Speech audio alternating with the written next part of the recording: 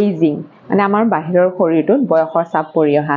আমি এইটো এটা নেচাৰেল প্ৰচেছ কিন্তু আমাৰ এই এইজিং ৱৰ্ডটোৱে অকণমানকৈ হ'লেও আমাক মনত কষ্ট দি যায় আৰু আমাৰ মহিলাখিনিকতো আৰু অকণমান বেছিকৈ আজিকালিতো বহুতখিনি বিউটি ট্ৰিটমেণ্টছ আৰু বিউটি প্ৰডাক্টছ ওলাইছে যে আমাৰ শৰীৰৰ এই বয়সৰ চাপটোক এইজিংটোক আমি অকণমানকৈ হ'লেও শ্ল' ডাউন কৰিব পাৰোঁ আজি এই ভিডিঅ'টো আপুনি শেষলৈকে চাই থাকিব এই ভিডিঅ'টোত মই আজি ক'ম আমি কেনেকৈ খুব নেচাৰেল ৱেইট আমাৰ এইজিংটো আমি কমাব পাৰোঁ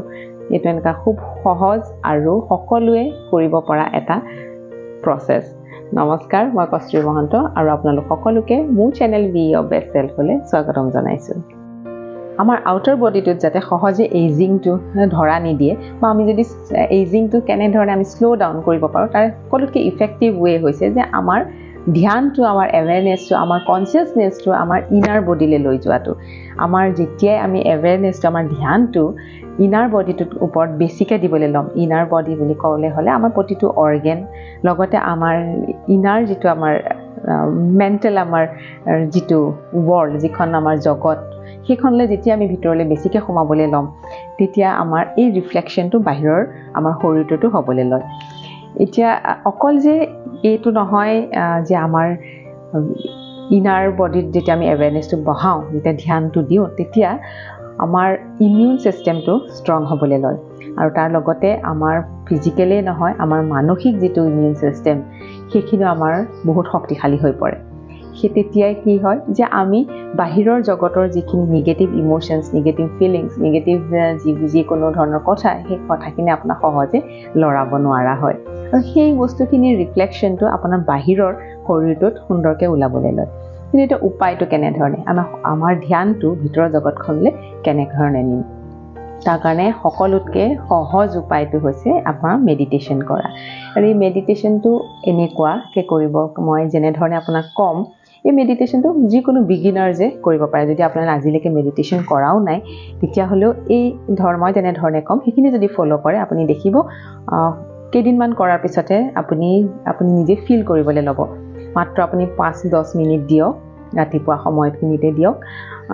আপুনি কেনেধৰণে কৰিব সেইটো হৈছে আপুনি যেতিয়া বহিব ধ্যানত বহিব ধ্যান কৰিবলৈ বহি মানে নিজৰ লগত আপুনি বহিছে বুলি ভাবিব যে মই মোৰ লগত বহিছোঁ মই মোৰ লগত কথা পাতিম মোৰ ভিতৰৰ শৰীৰখন মোৰ ভিতৰৰ শৰীৰৰ জগতখনৰ লগত মই কথা পাতিম তেনেধৰণে আপুনি বহিব আৰু এটা অনুভৱ কৰিবলৈ ল'ব যে এটা ডিভাইন পাৱাৰ ডিভাইন লাইট এটা আমাৰ ফালে সদায় আহি আছে যে বগা হোৱাইট লাইট এটা আপোনাৰ মূৰৰ ওপৰেদি সোমাইছে নিচিনা অনুভৱ কৰিবলৈ ল'ব যেতিয়া ধ্যানত বহিব আৰু যেতিয়া সেই বগা লাইটটোৱে প্ৰথমতে আৰম্ভ কৰিব মূৰৰ পৰা যে যেতিয়া আপোনাৰ মূৰৰ সম্পূৰ্ণ আপোনাৰ মূৰটোক যেন কাভাৰ কৰি ধৰিছে বগা লাইটেৰে স্প্ৰেড হৈ গৈছে চাৰিওফালে তেতিয়া আপুনি প্ৰতিটো চেলে আপোনাৰ সেই বগা পোহৰটো পাইছে আপুনি ভাবিব ল'ব নিজেই ধ্যানটো আনিব যে প্ৰতিটো চেলে সেই বগা পোহৰটো পাইছে আৰু খুব সুন্দৰভাৱে প্ৰতিটো চেলে মোৰ ব্ৰেইনৰ প্ৰতিটো চেলে কাম কৰি আছে আৰু আপুনি মনতে খুব গ্ৰেটিটিউড অনুভৱ কৰিব সেই ক'ব থেংক ইউ ক'ব ল'ব যে মোক এনেভাৱে সুস্থ কৰি ৰখাৰ বাবে প্ৰতিটো চেলে আপোনাক সুস্থ আৰু সবল আৰু শক্তিশালী কৰি ৰাখিছে তেনেধৰণে প্ৰতিটো অংগৰ কাৰণে আপুনি ভাবিবলৈ ল'ব যে সেই বগা ৰশ্মি আপোনাৰ লাহে লাহে তললৈ আপোনাৰ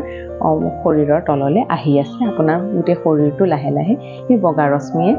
আপোনাক কাভাৰ কৰিবলৈ ধৰিছে তেনেধৰণে আপুনি প্ৰতিটো অংগৰ কাৰণে ক'ব আপোনাৰ বাহু লাহে লাহে আপোনাৰ সেই ধ্যানটো সেই বগা ৰশ্মিটো আপুনি ভাবিব আপোনাৰ হাত দুখনলৈ পাৰ হৈ গৈছে হাত দুখনত থকা প্ৰতিটো চেল প্ৰতিটো অংগ প্ৰতিটো শিৰা উপশিৰা সকলোৱে খুব সুন্দৰকৈ কাম কৰি আছে খুব আপুনি সেইখিনিৰ কাৰণে আপুনি আকৌ ধন্যবাদ দিব আৰু এই মুহূৰ্তত এইখিনি কৰি থাকোঁতে যদি আপোনাৰ ধ্যানটো যিহেতু আপুনি যদি প্ৰথমবাৰৰ কাৰণে কৰিছে বা আগতে বেছিকৈ আপুনি ধ্যানত বহা নাই মেডিটেশ্যন কৰা নাই তেতিয়া আপুনি যেতিয়া দেখিব যে আপোনাৰ ধ্যানটো আপোনাৰ মনটো বেলেগ ফাললৈ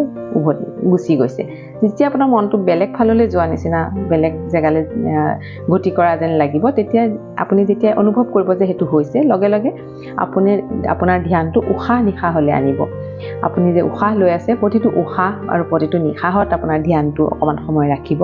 তাৰপিছত আকৌ সেইটো আপোনাৰ স্থিৰ হৈ পৰিব মনটো আপোনাৰ মনটো আকৌ বেলেগ শৰীৰৰ বাকী অংগৰ কাৰণে আপুনি কৰিব পাৰিব যি মুহূৰ্ততে আপুনি দেখে যে আপোনাৰ ধ্যানটো আপোনাৰ পৰা আঁতৰি গৈছে, সেই তেতিয়াই